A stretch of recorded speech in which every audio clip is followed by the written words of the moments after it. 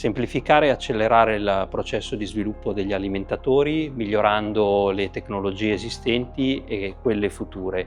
Siamo oggi a Mareno di Piave, alla Recom Power System, unica realtà italiana del gruppo Recom, per conoscere questa eccellenza.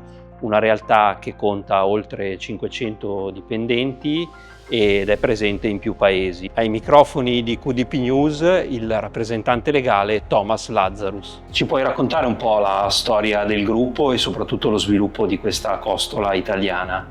Molto volentieri, grazie comunque per l'opportunità per spiegare un po' quello che abbiamo fatto in passato e quello che noi intendiamo fare in futuro.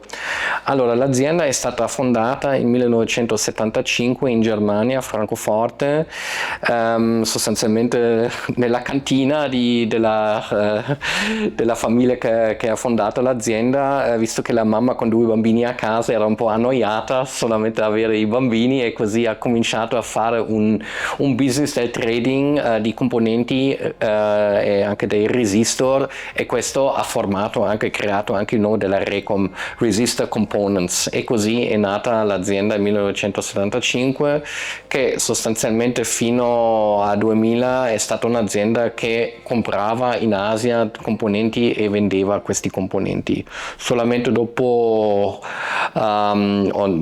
cominciando con l'anno 2002, l'azienda piano piano ha cominciato a creare anche progettista e ha cominciato a fare prodotti stessi della Recom. Poi l'azienda Recom stessa è un'azienda molto focalizzata su prodotti standard di bassa potenza. Vende in tutto il mondo. Abbiamo iniziato a fare una sede in America nel 2002, poi abbiamo creato in 2004 la sede in Asia, in Cina, Singapore, poi Giappone, ma sempre dei prodotti standard di bassa potenza. La Recom è un'azienda che ha, almeno nel nostro database, più di 135.000 clienti e abbiamo quasi 25.000 clienti attivi che comprano ogni anno prodotti Recom. Significa che siamo presenti in tutti i mercati industriali, medicali, militari, e della mobility, eccetera, eccetera, e questo è stato all'epoca il ragionamento perché abbiamo acquistato l'azienda qua in Italia. Aveva un qualcosa che noi nel gruppo non abbiamo avuto. E il ragionamento è stato: se questa azienda italiana piccola, un po' sconosciuta del mercato, con una eccellenza tecnologica, viene scoperta, e se possiamo utilizzare i prodotti e la capacità nella nostra rete di vendita, questo diventa veramente una bomba, un'azienda che si svilupperà super forte, e questo è proprio quello che è successo. Da quando siamo entrati abbiamo sostanzialmente doppiato in pochi anni il fatturato, e anche si vede anche il numero dei dipendenti è cresciuto da 43 su 74, allora un bel sviluppo in neanche 4 anni.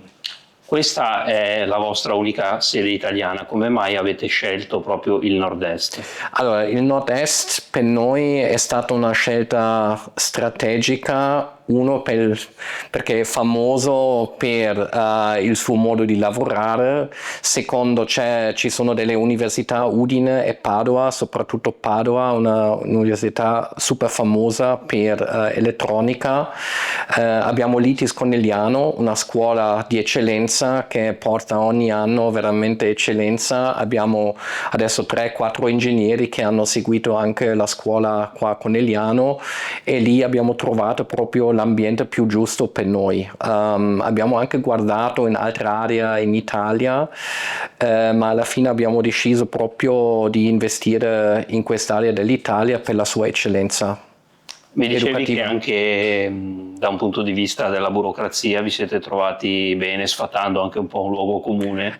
Sì, faccio fatica sempre di capire perché la gente in Italia si lamenta sulla burocrazia oppure sull'amministrazione, perché devo dire che io ho trovato da livello personale su come io potevo registrarmi in comune, avere tutti i documenti in piazza, molto molto bene, ma devo dire questa sede abbiamo fatto in neanche 18 mesi, proprio dall'acquisto del terreno alla completazione del progetto e il trasloco. E abbiamo avuto un supporto da parte dell'amministrazione, soprattutto devo dire dal sindaco di Marino, che ci ha dato una mano, le persone che hanno lavorato in comune, ma in generale anche le altre istanze che sono state coinvolte. Devo dire che tutti quanti hanno lavorato molto molto bene e senza di loro non avremmo potuto mai fare questo miracolo.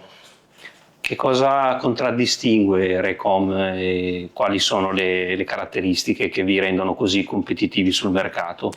Secondo me non esiste nessuna azienda sul mercato che ha nostra rete di vendita. Siamo presenti in tutti i mercati principali, siamo in America, siamo in Cina, siamo in India, siamo in Giappone, in Corea del Sud.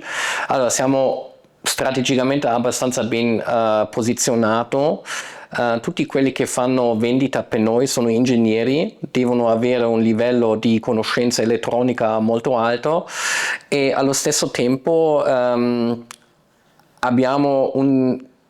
secondo me abbiamo una comprensione di servizio che soprattutto gli asiatici non hanno, cioè non hanno questo atteggiamento nel confronto del servizio che abbiamo noi. Per i clienti. Per i clienti. Di più ci siamo sempre focalizzato più sui piccoli o medi volumi, non abbiamo mai puntato sul mercato di massa, abbiamo sempre cercato di trovare una nicchia per noi in cui il discorso ha un valore, per non combattere con i cinesi sui prezzi.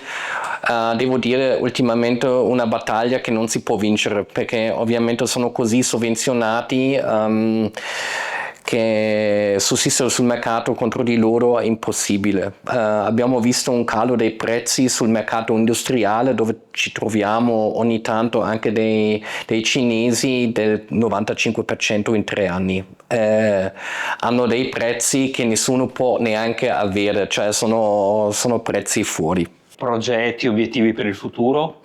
Allora, al momento il mercato, devo dire, un po' si è rallentato, comunque noi siamo ancora pieni di progetti, abbiamo tanta roba fuori e prevediamo che nel 27, 24, 2028 abbiamo abbiamo il previsionale di doppiare di nuovo il numero del fatturato dell'azienda. Ecco, a proposito, puoi darci magari qualche numero? Visto che facciamo parte del gruppo, il gruppo fattura attorno a 150 milioni, noi al momento siamo su 15 milioni, ma abbiamo progettato tanti prodotti che al momento vengono venduti dal gruppo, perciò una parte del fatturato del gruppo in realtà è anche fatturato nostro. Abbiamo la forte intenzione di doppiare il nostro fatturato nei prossimi 2 anni, di nuovo come l'abbiamo fatto negli ultimi 3 anni, e al momento abbiamo tanti progetti in ballo e sono positivo che la crescita continua come nel passato.